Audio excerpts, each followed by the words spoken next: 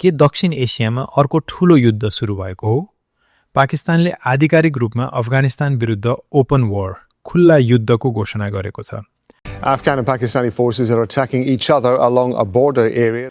काबुलदेखि कान्दाहारसम्म पाकिस्तानी वायुसेनाले बमबारी गरिरहेका छन् भने सीमा क्षेत्रमा दुवै देशका सेनाबीच लडाईँ भइरहेको छ। आखिर किन यी दुई छिमेकी राष्ट्रहरू लडाईँमा उत्रिए? आउनुहोस् यसको रहस्य जानौं। फेब्रुअरी 27, 2026 आजको दिन पाकिस्तान र अफगानिस्तानको इतिहासमा एउटा कालो दिन बनेको छ। पाकिस्तानका रक्षा मन्त्री ख्वाजा आसिफले हाम्रो धैर्यको बाँध टुटिसक्यो भन्दै तालिबान सरकार विरुद्ध पूर्ण सैन्य कारबाहीको घोषणा गरेका छन्। यो तनाव केही दिन अघि पाकिस्तानले गरेको हवाई आक्रमण र त्यसको बदलामा तालिबानले पाकिस्तानी सैन्य पोस्टहरूमा गरेको ठूलो हमलापछि उत्कर्षमा पुगेको हो। बिहीबार रातिदेखि पाकिस्तानले अफगानिस्तानका प्रमुख शहरहरू काबुल, कान्दाहार र पक्तियामा हवाई आक्रमण सुरु गरेको छ।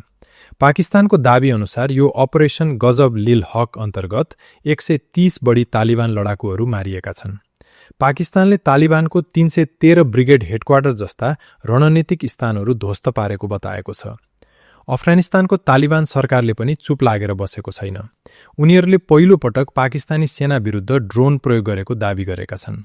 तालिबान प्रवक्ता जबीहुल्लाह मुजाहिदका अनुसार उनीहरूले सीमा क्षेत्रमा 55 भन्दा बढी पाकिस्तानी सैनिकलाई मारेका छन् र कोहीलाई जिउँदै नियन्त्रणमा लिएका छन्। तालिबानले पाकिस्तानका 19 वटा सीमा सुरक्षा पोस्टहरू कब्जा गरेको दाबी समेत गरेको छ। यो युद्धको मुख्य जड टीटीपी अर्थात् तेहरिके तालिबान पाकिस्तान हो। पाकिस्तानको आरोप छ कि तालिबानले यी आतंककारीहरूलाई शरण दिएर पाकिस्तानमा बम विस्फोट गराइरहेको छ। अर्कोतर्फ 2600 किलोमिटर लामो डुरान्ड लाइन सीमालाई अफगानिस्तानले कहिल्यै स्वीकारेको छैन। यही सीमा विवादले अहिले भीषण युद्धको रूप लिएको छ। चाइना, रसिया र इरानले तत्काल युद्ध विरामका लागि अपिल गरेका छन्। विशेष गरी चाइनाले दुवै देशलाई वार्ताको टेबलमा आउन आग्रह गरेको छ। इन्डियाले पनि यो घटनालाई नजिकबाट नियालिरहेको छ र पाकिस्तानले आफ्नो देशको आन्तरिक असफलता लुकाउन छिमेकीमाथि आक्रमण गरेको टिप्पणी गरेको छ।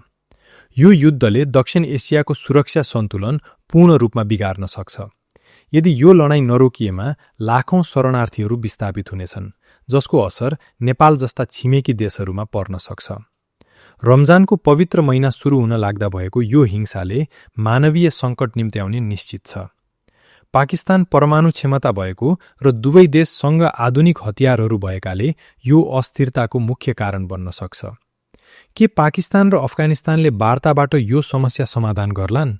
वा यो एउटा लामो र विनाशकारी युद्धको सुरुवात मात्र हो? तपाईलाई के लाग्छ?